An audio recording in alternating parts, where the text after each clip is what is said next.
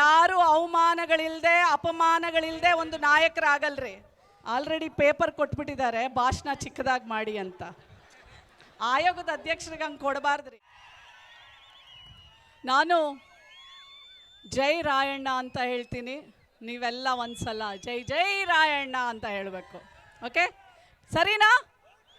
ಜೈ ರಾಯಣ್ಣ, ಜೈ ರಾಯಣ್ಣ, ಜೈ ರಾಯಣ್ಣ, ಜೈ ರಾಯಣ್ಣ. ಸ್ವಾಮೀಜಿಗಳೇ, ನೀವಿಲ್ಲಿ ಬರಬೇಕು. ಬರ್ರಿ ಇಲ್ಲಿ, ಬರ್ರಿ ಇಲ್ಲಿ.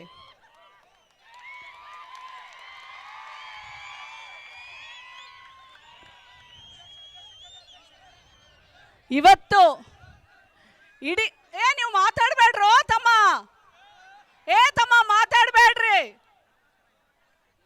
ಇವತ್ತು ಇಡೀ ಕರ್ನಾಟಕಕ್ಕೆ, ಬರೀ ಬಿಜಾಪುರ ಅಲ್ಲ, ನಾನು ಬೆಂಗಳೂರು ಮಗಳಾದ್ರೂ ಕಲ್ಯಾಣ ಕರ್ನಾಟಕದ ಸೊಸೆ, ಕಲಬುರಗಿ ಸೊಸೆ. ನೋಡಿ, ನಾವು ಅಲ್ಲಿದ್ರು ನಮ್ಮ ಆನೇಕಲ್ ಶಿವಣ್ಣ, ನಮ್ಮ ಆನೇಕಲ್ ಶಿವಣ್ಣ ಅಲ್ರಿ, ದೊಡ್ಡ ಇರಿ ಅಂದ್ರೆ ನಾವು ಆ ಭಾಗದವ್ರಿದ್ರು, ಈ ಭಾಗದವ್ರಿದ್ರು, ನಾವೆಲ್ಲ ಮಕ್ಕಳು ಒಂದೇ ತಾಯಿ ಮಕ್ಕಳು ಅಂತ ಹೇಳಿ ನೀವು ನಮ್ಮನ್ನ ಈ ವೇದಿಕೆಗೆ ಸೇರಿಸಿ ಇತಿಹಾಸವನ್ನ ಸೃಷ್ಟಿ ಮಾಡಿದ್ದಾರೆ. ಮನಸ್ಸು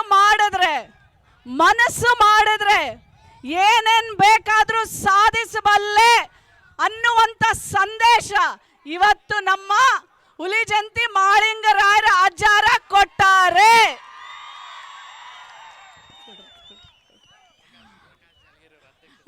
ಪ್ರಕಾಶ್ ಜಾಲಗಿರಿ ಅವರಂತೂ ಅಕ್ಕ ಅಕ್ಕ ಅಕ್ಕ ನೀವು ಬರಬೇಕು, ಅಕ್ಕ ಅನ್ನೋದು ಒಂದು ಬಿಟ್ರೆ ಅವನ ಎದೆಯಲ್ಲಿ ನಾನು ನಿಜಾನ ಸಂಗೊಳ್ಳಿ ರಾಯಣ್ಣನ ನೋಡ್ತೀನಿ ಕಣ. ನೀನು ಎದೆಯಲ್ಲಿ ನನಗೆಲ್ಲ ಮುಖ್ಯಂದರಿಗೂ ನಮಸ್ಕಾರ ಮಾಡ್ತಾ, ಎಲ್ಲ ನಾಯಕರಿಗೂ, ಯುವ ನಾಯಕಿರು ಬಹಳ ಕಡಿಮೆ ಇದ್ದಾರಪ್ಪ. ಆದರೆ ನಾಗಲಕ್ಷ್ಮಿ ಒಬ್ಬಳು ಸಾಕು, ವೇದಿಕೆನೆಲ್ಲ ಕೈಗೆ ತಗೊಳ್ತೀನಿ. ತಂಗಿರಿ ಬರ್ರಿ, ಯಾರು ಕರಿಯಲ್ಲ, ನನ್ನ ಜೋಡಿ ನಿಲ್ ಬರ್ರಿ, 4 ಜನ ಇದೀವಿ, ಬರ್ರಿ ನಿಂತ್ಕೊಳ್ಳಿ ಅಲ್ರಿ ಅಣ್ಣ, ನಿಂತ್ಕೊಳ್ಳಿ ಅಲ್ಲ, ಬರ್ರಿ. ನಮ್ಮ ಹೆಣ್ಮಕ್ಳಿಗೆ ಸ್ಥಾನ ಇರೋಲ್ರಿ, ವೇದಿಕೆ ಕರೆದ್ರು ಮೈಕ್ ಕೊಡಲ್ರಿ. ಅಂಥದ್ರಲ್ಲಿ ನಾವು 4 ಜನಕ್ಕೆ ವೇದಿಕೆ ಕೊಟ್ಟಿದ್ದೀರಪ್ಪ, ಮೈಕ್ ಕೊಟ್ಟಿದ್ದೀರಪ್ಪ, ಮಹಿಳಾ ಆಯೋಗದ ಅಧ್ಯಕ್ಷನ ಕರೆಸಿ ಗೌರವಿಸಿದಿರಪ್ಪ. ಯಾವಾಗ ಒಂದು ಸಮಾಜ ಮುಂದೆ ಬರುತ್ತೆ ಅಂತಂದ್ರೆ ವೇದಿಕೆಯಲ್ಲಿ ಅರ್ಧದಷ್ಟು ಮಹಿಳೆಯರು ಇರಬೇಕು, ಸಮಾಜದ ಮಹಿಳೆಯರು. ಅವಾಗ್ಲೇ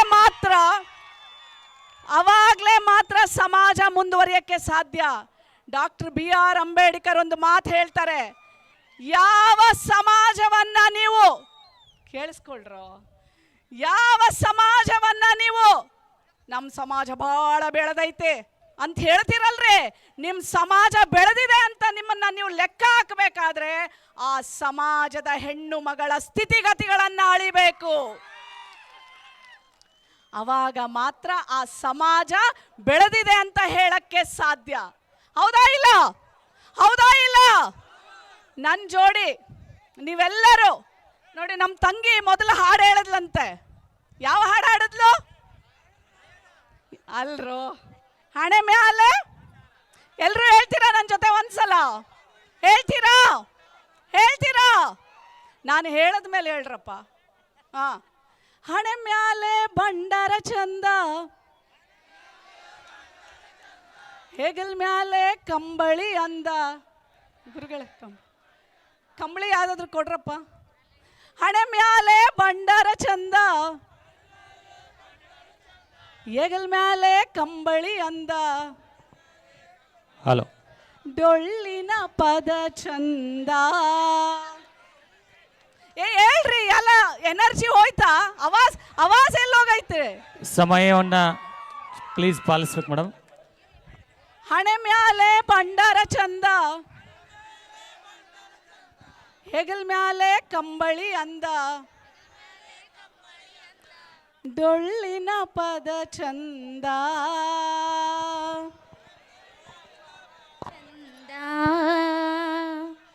ನಮ್ಮ ಸಂಸ್ಕೃತಿ ಶ್ರೀಗಂಧ.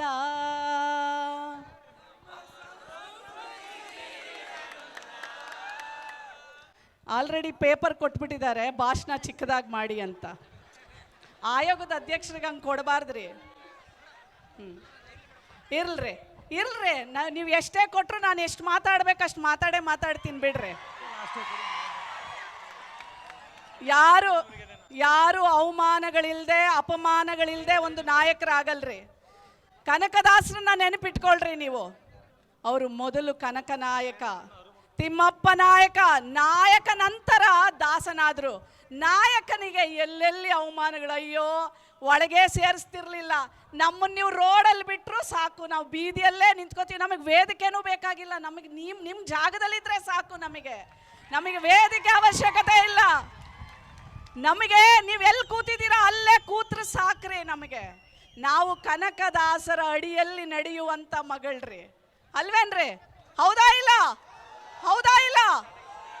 ರಾಯಣ್ಣ ಬರೀ ಹೆಸರಲ್ರಿ, ರಾಯಣ್ಣ ಈ ಮಣ್ಣಿನ ಕಣ, ರಾಯಣ್ಣ ಸ್ವಾಭಿಮಾನದ ಪ್ರತೀಕ, ರಾಯಣ್ಣ ಅಪ್ರತಿಮ ದೇಶಭಕ್ತ, ರಾಯಣ್ಣ ಅನ್ಯಾಯದ ವಿರುದ್ಧ ನಿಂತಿದ್ದಂಥ ಕ್ರಾಂತಿಕಾರಿ ಮಗಾರಿ. ಅಂತ ವಂಶಸ್ಥರು ನಾವೆಲ್ಲರೂ. ನಾವು ಖಂಡಿತವಾಗಲು ಎಷ್ಟೇ ಸೋಲುಗಳು ಬರಲಿ, ಎಷ್ಟೇ ಅಪಮಾನಗಳು ಬರಲಿ, ನಾವು ನಿಲ್ತೀವ್ರಿ. ಅಣ್ಣಾರು ಹೇಳ್ತಾ ಇದ್ರು, ಅಣ್ಣ ಬರ್ರಿ ಅಣ್ಣ ಇಲ್ಲಿ, ನಾ ಸೋತೀನಿ.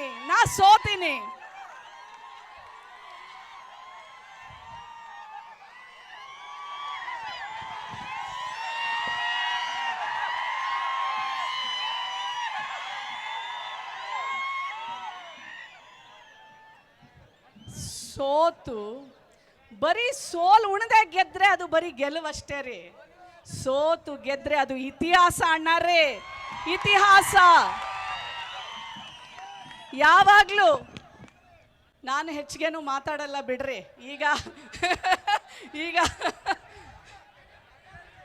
ನೆನಪಿಟ್ಕೊಳ್ರಿ, ಇವತ್ತು ಇಷ್ಟೊಂದು ದೊಡ್ಡ ಮಟ್ಟಕ್ಕೆ ರಾಯಣ್ಣನ ಜಾತ್ರೆ ಮಾಡ್ತಾ ಇದ್ದಾರೆ ಅಂದರೆ ಅದಕ್ಕೊಂದು ಅರ್ಥ ಇದೆ.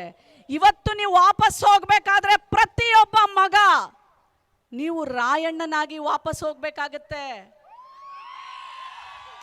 ಹಂಗಂದ್ರೆ ಏನರ್ಥ?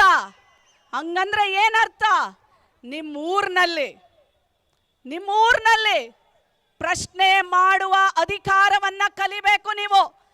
ನಾನು ಈ ಭಾಗಕ್ಕೆ ಬಂದ್ರೆ ಎಲ್ಲರೂ ಕೇಳ್ತಾರೆ, ಮೇಡಮ್ ನಮ್ಮೂರಲ್ಲಿ ಶಾಲೆಯಲ್ಲಿ ಟೀಚರ್ಗಳಿಲ್ಲ, ನಮ್ಮೂರಿಗೆ ಬಸ್ ಬರಲ್ಲ, ನಮ್ಮೂರಲ್ಲಿ ಆಸ್ಪತ್ರೆಗಳಲ್ಲಿ ಡಾಕ್ಟರ್ ಇಲ್ಲ, ನಮ್ಮೂರಿಗೆ ರಸ್ತೆ ಇಲ್ಲ. ನೋಡಿ, ರಾಯಣ್ಣನ ಮಕ್ಕಳ್ರಪ್ಪ ನಾವು ಗುಲಾಮಗಿರಿ ಬದುಕೋದಿಲ್ಲ. ಇದನ್ನ ನೀವು ವಾಪಸ್ ತಗೊಂಡೋಗ್ಬೇಕಾಗಿರೋದು. ಪ್ರಶ್ನೆ ಮಾಡುವುದನ್ನ ಕಲ್ತಾಗ ಮಾತ್ರ ಈ ರಾಯಣ್ಣನ ಜಾತ್ರೆಗೆ ಒಂದು ಅರ್ಥ ಸಿಗತ್ತೆ. ನೆನ್ಪಿಟ್ಕೊಳ್ಳಿ ನೀವೆಲ್ಲರೂ.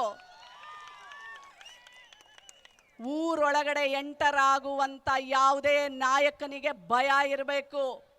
ರಾಯಣ್ಣನ ಮಕ್ಕಳಪ್ಪ ಪ್ರಶ್ನೆ ಮಾಡ್ತಾರೆ, ಅನ್ಯಾಯ ಆದ್ರೆ ಹೋರಾಟ ಮಾಡ್ತಾರೆ. ನಾವು ಅವರಿಗೆ ಮಾಡಬೇಕಾದಂತ ಎಲ್ಲವನ್ನು ಮಾಡದೆ ಹೋದ್ರೆ ಮಂಡಿ ಊರ್ಸಿ ಕೆಳಗಿಳಿಸ್ತಾರೆ ಅನ್ನುವಂತ ಸಂದೇಶ ನೀವು ತಗೊಂಡೋಗ್ತೀರಾ? ಎರಡನೇದು, ಎಲ್ಲರೂ ಸೇವೆ ಮಾಡಿ ಸಾಕು ಅಂತ ನಮ್ಮ ಮೋಹನ್ ನಮ್ಮ ಮೋಹನ್ ಮೇಟಿ ಅವ್ರು ಹೇಳ್ತಾ ಇದ್ರು. ಕರೆಕ್ಟ್ ರೀ. ನಮ್ಮನ್ನೆಲ್ಲ ಬರೀ ಉಪಯೋಗ ಮಾಡ್ಕೊಂಡ್ಬಿಟ್ರೆ ಹೆಂಗ್ರಿ?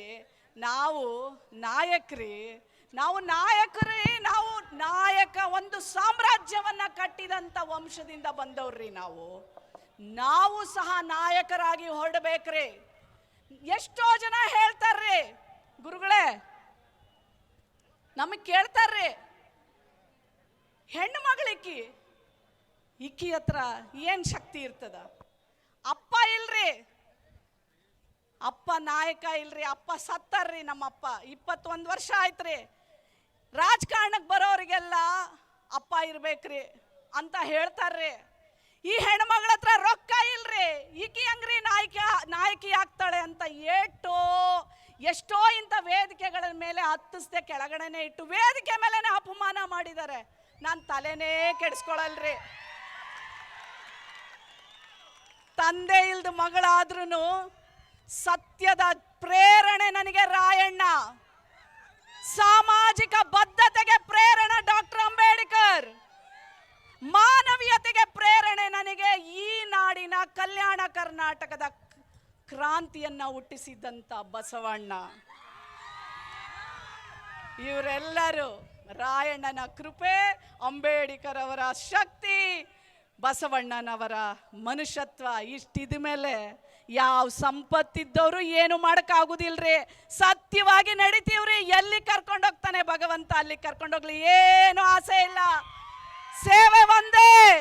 ರಾಯಣ್ಣನ ಹತ್ರ ದುಡ್ಡಿರ್ಲಿಲ್ರಿ. ಸಾವಿರಾರು ಜನ ನಿಮ್ಮಂತ ಯುವಕರನ್ನ ಕೂಡ ಹಾಕೊಂಡು ರಾತ್ರಿ ಬರ್ತಾನ್ರಿ ಊರಿಗೆ ಕೇಳಕ್ರಿ, ಏನಾದ್ರೂ ಕೊಡ್ರವ. ಸಾವಿರಾರು ಜನ ನನ್ನ ಜೊತೆ ಇದ್ದಾರೆ.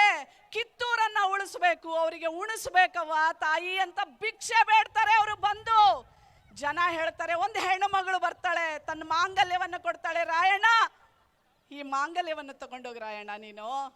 ರಾಯಣ್ಣ ಹೇಳ್ತಾನೆ, ಈ ಮಾಂಗಲ್ಯವನ್ನು ತಗೊಂಡೋಗಿ ನಾನೇನ್ ಮಾಡ್ಲಿ? ನಿನಗೊಬ್ಬ ಮಗ ಇದ್ರೆ ಮಗನನ್ನ ಕೊಡು. ಈ ದೇಶಕ್ಕೋಸ್ಕರ ಅವನು ಪ್ರಾಣ ಬಿಟ್ರೆ ಸ್ವರ್ಗವನ್ನ ಸೇರ್ತಾನೆ ಅಂತ ಹೇಳಿದಾಗ, ಒಬ್ಬ ತಾಯಿಗೆ ಒಬ್ಬ ಮಗ ಇರ್ತಾನೆ, ಕುರುಡನನ್ನ ಕರ್ಕೊಂಬಂದು ಕೊಡ್ತಾಳೆ.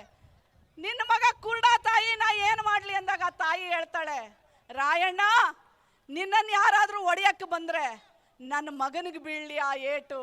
ರಾಯಣ್ಣ ನೀನು ಉಳಿಬೇಕು ಈ ಭೂಮಿಯಾಗ ಅಂತ ಹೇಳ್ತಾರೆ ಆ ತಾಯಿ. ಆ ತಾಯಿ ನಿಮ್ಮೆಲ್ಲರ ತಾಯಿ ಆಗಬೇಕು. ನನಗೆ ನೀವೆಲ್ಲ ರಾಯಣ್ಣರೇ, ನನಗೆ ನೀವೆಲ್ಲರೂ ರಾಯಣ್ಣನೇ. ನೆನಪಿಟ್ಕೊಳ್ಳಿ, ರಾಯಣ್ಣನಿಗೆ ಯಾವುದು ಜಾತಿ ಇರಲಿಲ್ಲ. ಕಿತ್ತೂರು ರಾಣಿ ಚೆನ್ನಮ್ಮನೇ ತಾಯಿ. ಆ ತಾಯಿಗೆ ಎಲ್ಲರೂ ರಾಯಣ್ಣನೇ. ಇವತ್ತಿನಿಂದ ಪ್ರತಿಯೊಂದು ಮನೆಯಲ್ಲಿ ಒಬ್ಬ ರಾಯಣ್ಣ ಹುಟ್ಟು ಬರಲಿ, ಒಬ್ಬ ಕಿತ್ತೂರು ರಾಣಿ ಚೆನ್ನಮ್ಮ ಹುಟ್ಟು ಬರಲಿ. Madam please. ಆಯ್ತು, ಮುಗೀತು. ಪ್ಲೀಸ್ ಆಯ್ತು, 5 ನಿಮಿಷ ರೀ, ಮುಗಿಸ್ತೀನಿ ರೀ.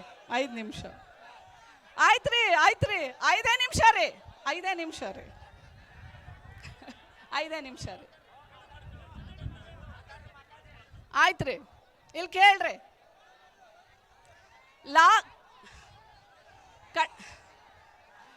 ಕಡೆದೊಂದು, ನಿಮ್ಮ ಮನೆಯಲ್ಲಿರುವಂತ ಪ್ರತಿಯೊಂದು ಹೆಣ್ಣು ಮಗಳನ್ನ ಓದಿಸಿ. ನಮ್ಮೂರು ಮಾರೇನಹಳ್ಳಿ ಒಂದು ಹಳ್ಳಿ ರೀ. ಋತುಮತಿ ಆದ್ಮೇಲೆ ಮೈ ನೆರೆದ ಮೇಲೆ ಆ ಹೆಣ್ಣು ಮಗಳನ್ನ ಮದುವೆ ಮಾಡಿಬಿಡ್ತಿದ್ರಿ ನಮ್ಮೂರಲ್ಲಿ. ನಮ್ಮ ತಂದೆ ಹೇಳ್ತಾರೆ ನಮ್ಮ ತಾಯಿಯವ್ರಿಗೆ, ನನ್ನ ಮಗಳನ್ನ ನಾನು ಓದಿಸ್ತೀನಿ, ನಾನು ಮದುವೆ ಮಾಡೋದಿಲ್ಲ ಅಂತ. ನಾನು ಓದ್ತೀನಿ, ಆ ಇಡೀ ಊರಿಗೆ ಮೊದಲನೇ ವಿದ್ಯಾವಂತೆ ಆಗ್ತೀನಿ, ಮೊದಲನೇ ಡಾಕ್ಟರ್ ಆಗ್ತೀನಿ. ಇವತ್ತು ನೋಡ್ರಿ, ಮಹಿಳಾ ಆಯೋಗದ ಅಧ್ಯಕ್ಷೆಯಾಗಿ ವಿಜಯಪುರ ಜಿಲ್ಲೆಯ ವೇದಿಕೆಗೆ ಬಂದಿನ್ರಿ. ನಿಮ್ಮನೆ ಪ್ರತಿಯೊಂದು ಹೆಣ್ಣುಮಗಳನ್ನ ಓದಿಸ್ಬೇಕ್ರಿ. ಇದು ಇವತ್ತು ರಾಯಣ್ಣ ಜಾತ್ರೆಯ ಪ್ರಮಾಣ. ಮಾಡ್ತೀರಾ?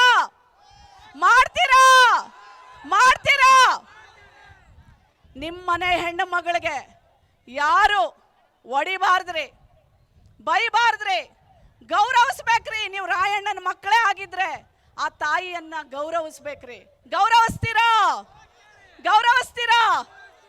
ಕಡೆಯದಾಗಿ 2 ಲೈನು ಸಂಕಲ್ಪ ನಿಮ್ಮ ಕೈಯಲ್ಲೆಲ್ಲ ಮಾಡಿಸ್ಬಿಟ್ಟು ನನ್ನ ಮಾತಿಗೆ ವಿರಾಮ ಕೊಡ್ತೇನೆ.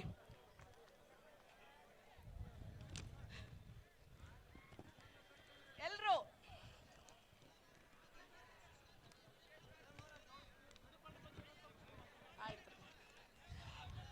ಇಲ್ಲಿ ಬಹಳಷ್ಟು ಬಿಜಾಪುರದವ್ರು ಎಲ್ಲಾ ಭಾಗದಿಂದ ಬಂದಿದ್ದೀರಪ್ಪ.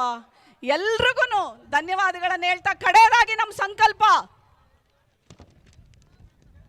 ನಾನು ಹೇಳೋದಕ್ಕೆಲ್ಲ ನೀವು ರಾಯಣ್ಣ ಅಂತ ಹೆಸರು ಸೇರಿಸ್ರಿ, ಸಾಕಾ? ಓಕೆ, ಸರಿನಾ? ಸ್ವಾಭಿಮಾನಕ್ಕೆ ಜೋರಾಗಿ, ಇನ್ನೂ ಜೋರಾಗಿ ಬರಬೇಕು. ಸ್ವಾಭಿಮಾನಕ್ಕೆ, ನ್ಯಾಯಕ್ಕಾಗಿ, ನಾಯಕ